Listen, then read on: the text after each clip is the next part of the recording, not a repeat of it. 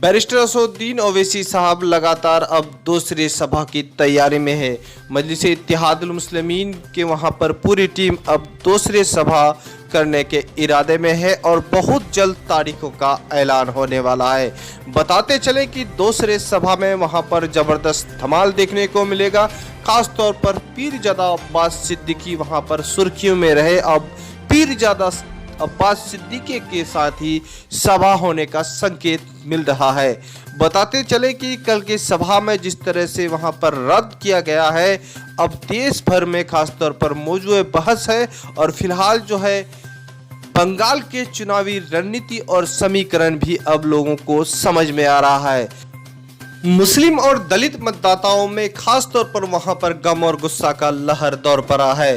Barrister Asaduddin Owaisi साहब का वहां पर जिस तरह से सभाओं को रद्द करने का इरादा उन लोगों को मुकम्मल हुआ, तो वहीं अब मजलिस इत्तेहादुल मुस्लिमीन के तरफ लोग गोलबंद नजर आ रहे हैं।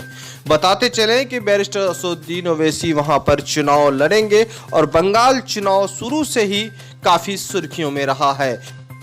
पहले भी आपको हम जानकारी दे चुके हैं कि बंगाल चुनाव से पहले ऑल इंडिया मजलिस इत्तेहादुल मुस्लिमीन के बिहार प्रदेश अध्यक्ष जनाब अख्तरुल इमान का जब दौरा हुआ था और उन्होंने सबसे पहले मुर्शिदाबाद में अपना सभा किया था और सभा के बाद वो कई जिलों का भी दौरा करने निकले थे और ख़ास तौर पर ये सामने बात आई थी कि मजलिस इत्तेहादुल मुस्लिमीन के जो कार्यकर्ता हैं उनके छोटे छोटे आयोजन पर प्रशासन वहाँ का नज़रअंदाज कर रहा है, उन्हें परमिशन नहीं दिया जा रहा है, जिससे अख्तरुल इमान साहब भी प्रेस कॉन्फ्रेंस कर ये जानकारी दिया था कि बंगाल में इस तरह की सियासत जो है पहली बार देखने को मिल रहा है।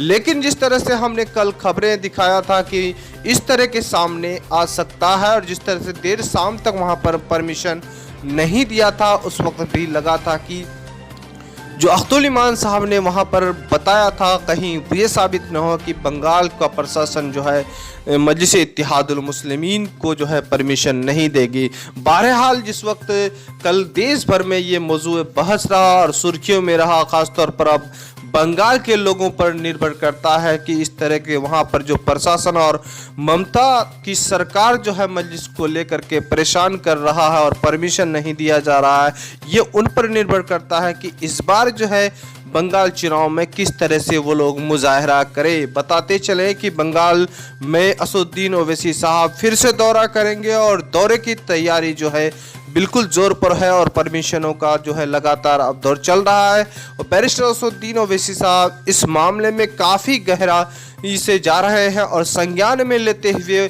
उन्होंने कहा है कि चुनाव आयोग तक ये बात जाएगी और साथ ही साथ जो भी वहाँ पर प्रशासन को जिम्मेदारी मिली थी और इस जिम्मेदारी को उन्होंने जो नज़रअंदाज किया है और परेशान किया है, उनको सख्त से सख्त कार्रवाई हो और बंगाल चुनाव के वक्त जो है ऐसे प्रशासन का, ऐसे अफसरों का तबादला हो।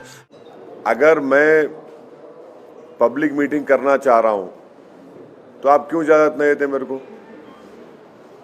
और हम इलेक्शन कमीशन ऑफ इंडिया से भी ये बताएंगे कि जहां पर हमारी पब्लिक मीटिंग होने वाली थी, वहां का जो पुलिस के जितने ऑफिशियल्स हैं उनको election commission code of conduct आने के बाद उनका इमीडिएटली ट्रांसफ़र करना, इसलिए कि वो अगर रहेंगे ड्यूटी पे, अभी हमारे को इलेक्शन का कोड ऑफ कंडक्ट नहीं आया, उससे पहले हमको पब्लिक मीटिंग का परमिशन नहीं दे रहे आप, तो कैसे इलेक्शन फ्री एंड फेयर होगा?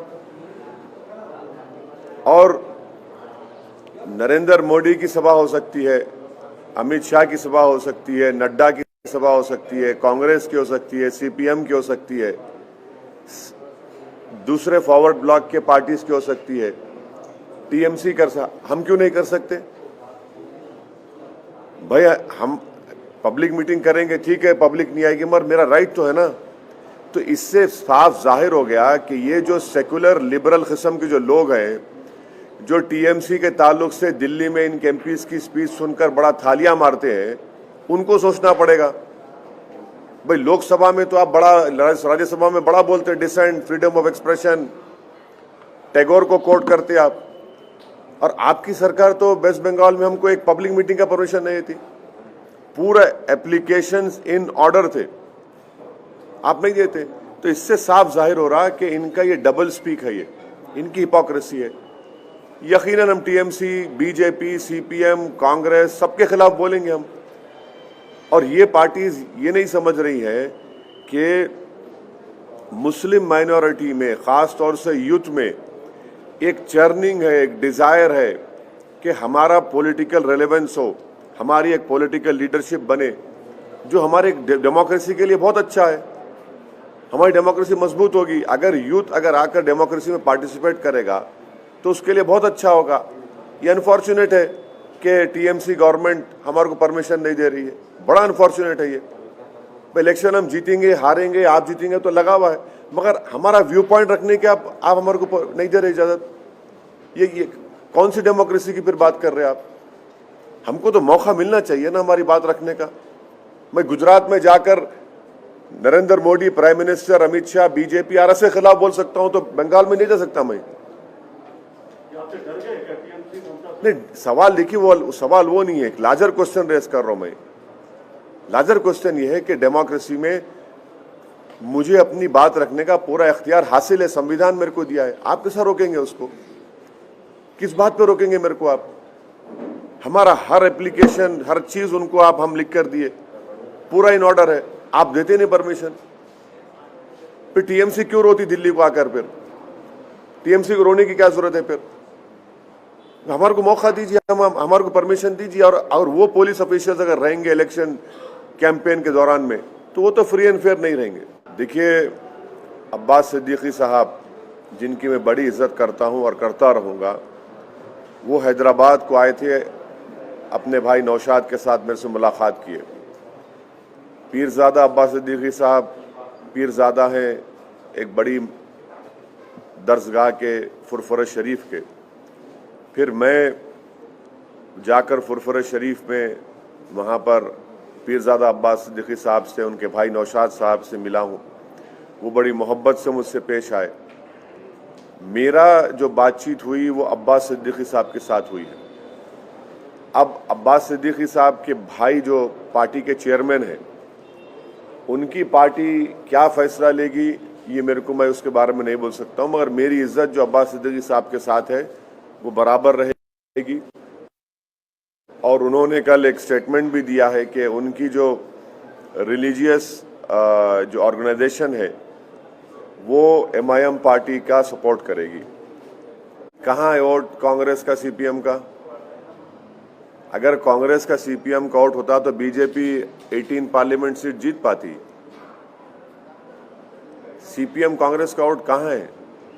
ये तो पूरा भाग गया है बीजेपी में। और अगर ये अच्छे होते तो बीजेपी जीतती थी वहां पर। तो जहां पर टीएमसी रिस्पॉन्सिबल है बीजेपी के विरोध के लिए, वहीं पर कांग्रेस, सीपीएम भी रिस्पॉन्सिबल है। और कांग्रेस पार्टी का तो माशाल्लाह आप देख लिए गुजरात में क्या हुआ, कुछ नहीं रहा। सियासत की जमीन तो साफ हो गई तो इसलिए पानी में कूद जा रहे हैं। नहीं, मैं किसी का नाम नहीं ले रहा हूं भाई। सियासत की जमीन जब साफ हो जाती है तो जमीन मिल नहीं रही आपको, तो आप पानी में कूद जा रहे हैं। कूदिए पानी में, डूबेंगे वहां भी, यहां भी डूब गए जमीन पे, पानी में भी डूबेंगे आप। वो ठीक है, वो क्या क्या करते कर लीजिए, उनका जाती फेल है। मगर कांग्रेस का कहाँ है? कांग्रेस का वोट कहाँ है? वे अहमदाबाद जैसी सरजमीन पर सिर्फ 20 दिन के कैंपेन में हम लोग 7 सीट जीतते हैं, और जो 15 सीट हारे वहां पर सब्सटेंशियल नंबर ऑफ वोट्स हम लोग लिए।